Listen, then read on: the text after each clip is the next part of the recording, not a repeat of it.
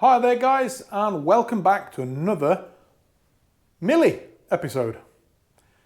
Now in the last episode you remember that I got the inner wheel arch fixed and we've kind of looked at the boot floor, which I'm going to look at later. But today I really want to get on with the inner wheel arch so we can get this whole huge panel fitted back onto the car so it starts to look like we've actually made some progress that people will see. Because at the moment, everything's kind of behind the scenes. Nothing will ever get seen again. So it would be nice to eventually, finally, get this huge panel into place. So we left it off last time with this panel being welded in, which is there now. I've still got to grind it down a little bit, but it is there now at least. I've also cleaned out part of that panel. I've gone round the inside there with the wheel of death. So all the inner wheel arch here now is clean of this undersealer. I don't really like using the wheel of death.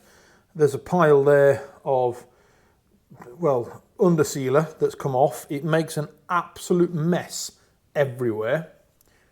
It is really, really effective. It really does get rid of the underseal without damaging the paintwork. So you can actually see the original primer is still actually there. So in that respect, here where I've gone over it with something else, you've actually took the primer away. But with the wheel of death, it does actually leave the primer still in place. So it's really, really effective at doing that, but it makes a hell of a mess.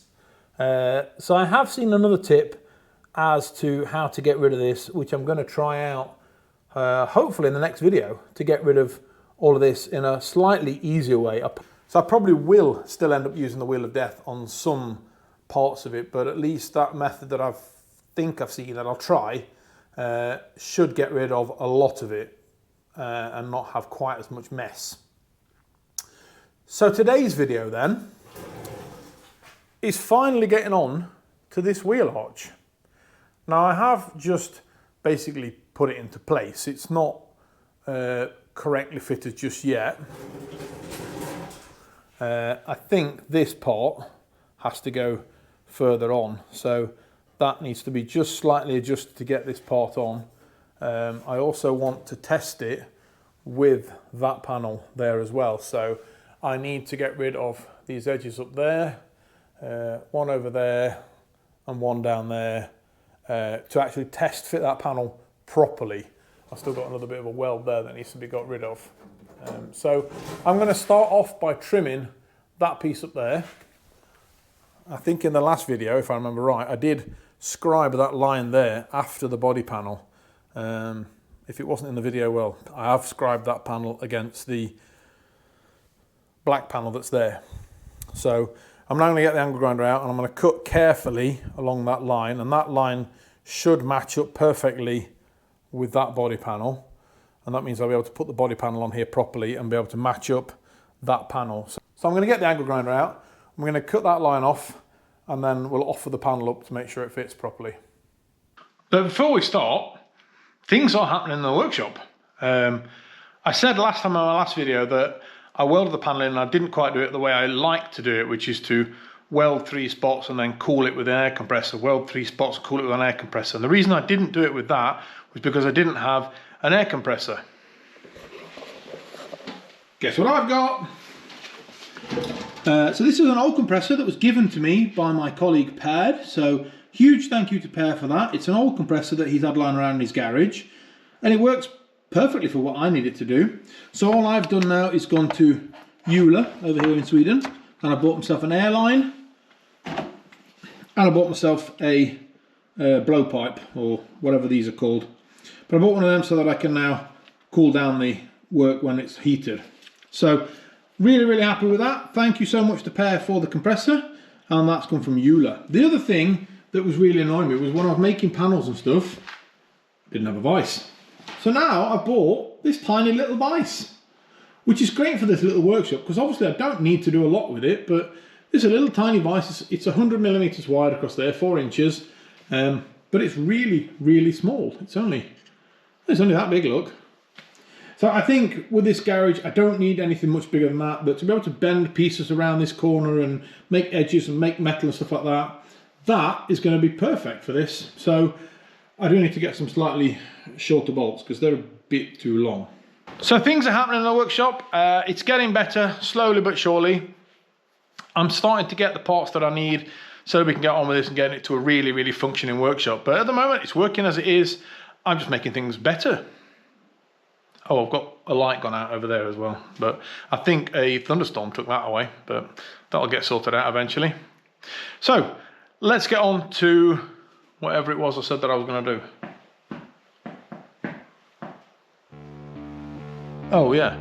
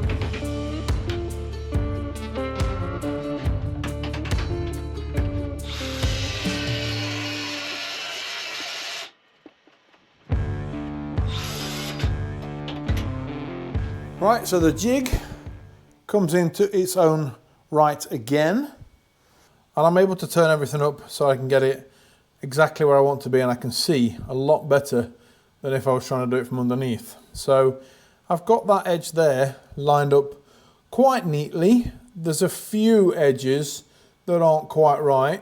There, as you can probably see, is a huge gap there, so I think I need to massage the two pieces together there. Other than that, the rest of it looks fairly good, actually. A little bit there, there's quite a big gap just there. I'll try and get it on camera for you. So just there, it doesn't quite match up. There's quite a big edge there. There, probably there. We can see there's a big gap there. So that, we'll probably just need these clamps moving around slightly and bringing it back into position. Here's not too bad, it's got a bit of a gap there. Down here, fairly good. I think these clamps can be slightly adjusted and they'll fit quite nicely, but it does actually fit rather nicely along the inside of the body panel there. So I'm quite happy really with how the rest of that body panel actually fits along there.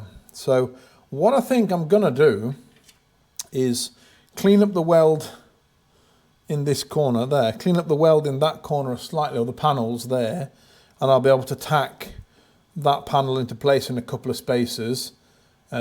Even there where it's not perfect, I'll be able to tack it into place, and then I'll be able to remove the outer skin out of the way, and then I'll be able to massage the inner wings back into place again to make them fit perfectly.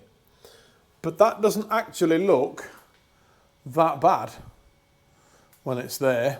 Even along these edges here, it looks all right actually.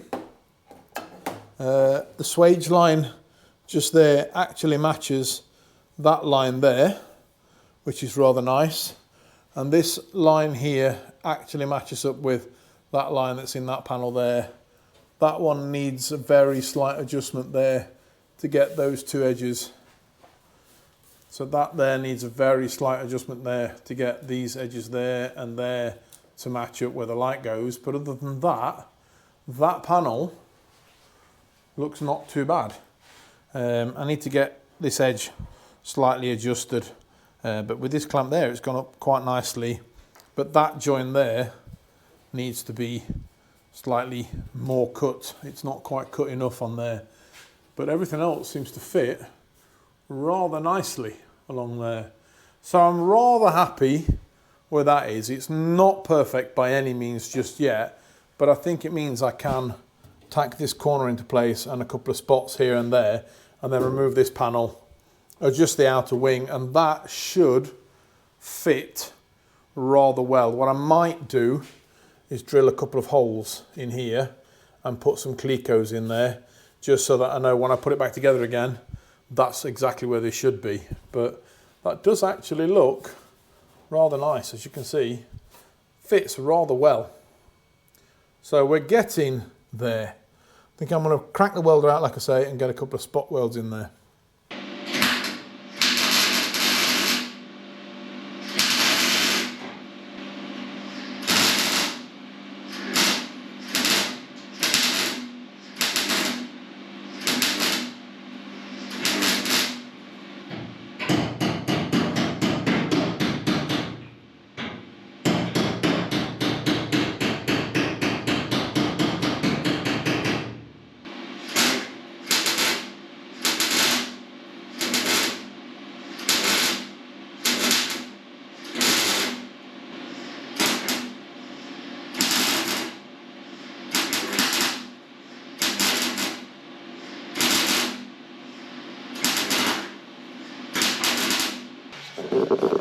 Right, so there's a couple of welds there.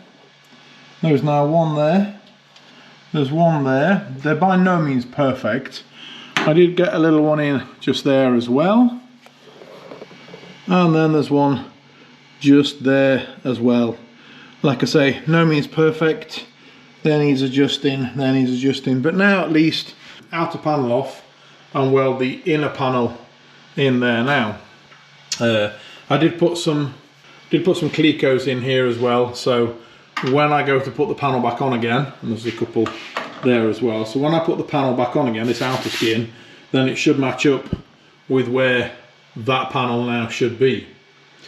So we can now turn the chassis back round again. I can then take the outer skin off and we can then weld the inner skin back in again.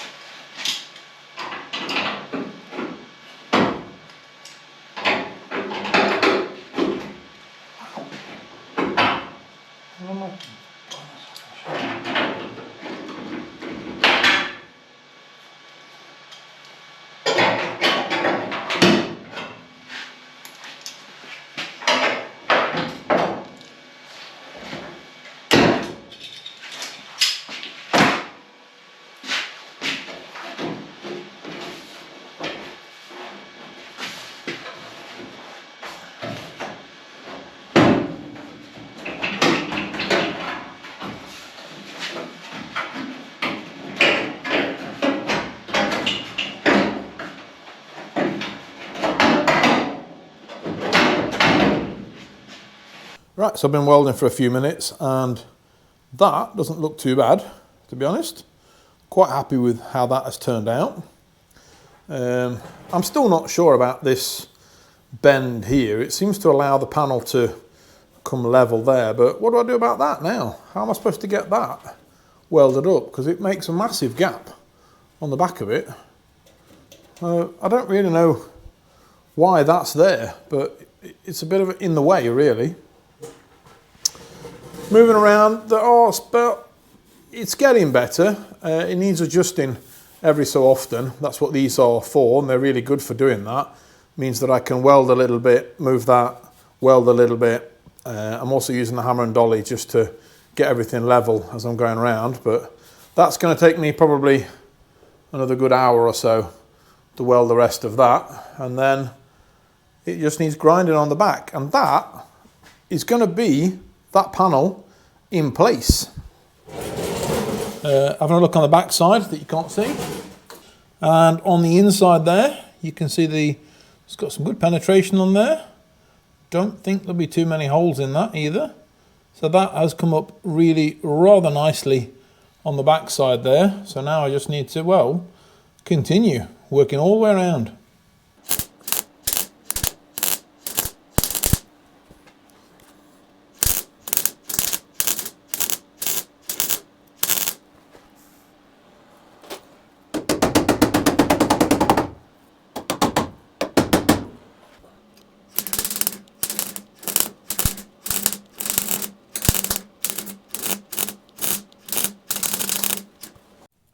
So after about an hour of welding and hammering, and welding and hammering, and welding and hammering, that panel is now in place, all the way around. And I'm quite happy to say that you can probably see there that there's no real dints and dips or anything like that in the panel. So I didn't get too much heat in it. I didn't have to blow it with a compressor because I'd got the clamps in the way. So I could only weld a few millimeters at a time, and then I have to move the clamp every so often. So it cooled the panel down.